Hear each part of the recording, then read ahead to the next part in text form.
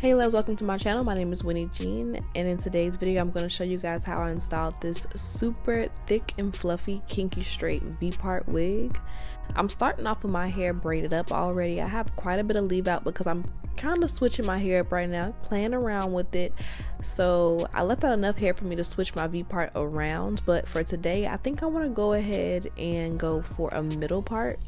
Today's video is sponsored by Myfirstwig. They sent me over this really nice kinky straight V part wig. All the details will be down below in the description bar if you guys want to go ahead and pick it up, as well as a coupon code.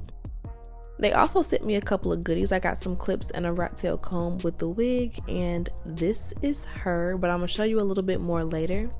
I'm starting off by parting off my edges. When I wear my V part wigs, I have to have a little bit of edges out because I just like that really natural look. When the wind blows, I don't want to be stressed. I want to make sure that my hair looks really nice and natural, and honestly, I'm going for the sew-in look. So I'm going ahead and part down my edges in the front right along where the part will be, and I'm twisting those out of the way just so we don't have to worry about it, and we can go ahead and start to part the hair out for the actual leave out. My hair is blown out and it actually matches the texture of the wig perfectly. I'm really excited to go ahead and try this wig on. Before we can go ahead and finish the braid down, I need to figure out how much hair I'm going to leave out. So I'm starting by parting my hair down the middle, and then I'm parting diagonally towards the middle to kind of create a small V shape. For your V part wigs, you want to have your leave out be in a nice V shape so that it'll lay really flat up top. I'm going ahead and twisting this hair out of the way so I can try the wig on and make sure that everything is fitting nicely. The worst thing ever is to finish your braid down and the wig doesn't fit, so you have to start all the way over. So I'm not worrying about installing the wig all the way around.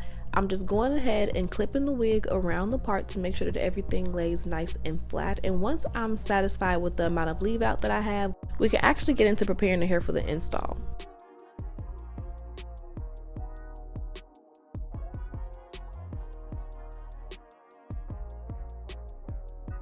So as you can see, I have hair on either side of the leave out. I'm going ahead and combing that hair straight back and putting it in a ponytail in the back of my head.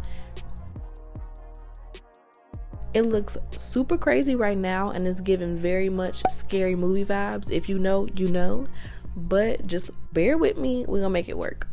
I didn't want to braid the rest of this hair down because, like I said, I'm switching my hair up a lot right now, so I didn't want anything super permanent, and this way worked really well, and it didn't take me very long to do. So I put the ponytail in the back. I'm making sure that everything is laying nice in the front, and then once I'm satisfied, I'm going ahead and twisting that ponytail up and pinning it down in the back. I'm just using a few bobby pins. I think I used about 2 or 3.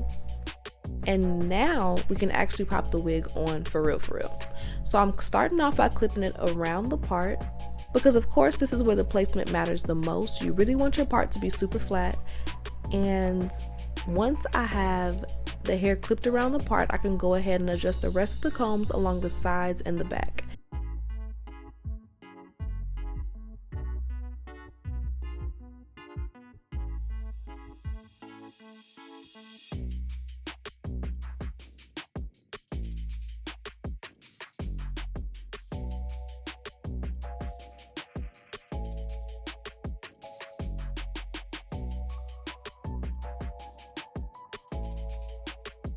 But now that we have the wig actually placed on our head, I'm going to go ahead and take the leave out that we have twisted up, down, and just make sure that everything is laying nice and flat.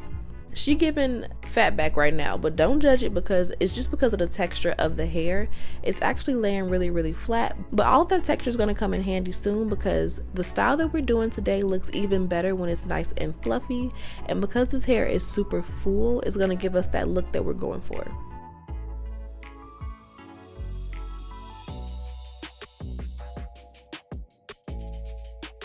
So this is the natural texture of the wig. It's giving scissor vibes, but we're gonna go in with my wand. I'm using the one that goes from large to small at the tip.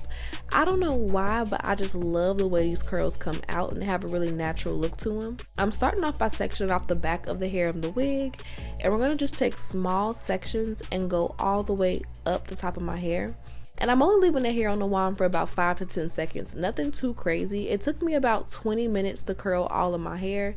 I really wanted to do larger sections, but honestly, it turns out so much better when you take your time with it, so that's what I ended up doing.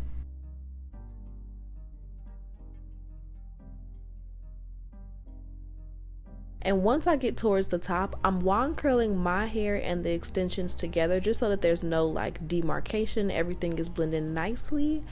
It's giving Snoop Dogg vibes right now, but we're going to go ahead and brush it out in a second. If you guys are interested in this wand, I'll go ahead and link that down below as well. I love this wand because it has multiple attachments, so you kind of save a lot of space. I don't have that many hair tools in my drawer.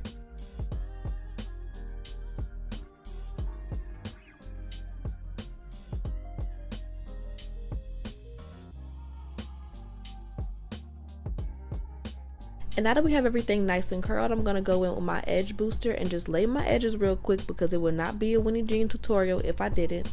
And I'm just going ahead and taking my fingers and combing through the hair to get it nice and big. You don't want the curls looking too uniform, but don't get crazy. You also don't want your curls to be super frizzy. Once you have everything fluffed to your liking, this is the finished look. I love how it came out. Don't forget to go ahead and check this wig out if you're interested. It's perfect for my natural girls, and I will see you guys in my next tutorial. Bye babes.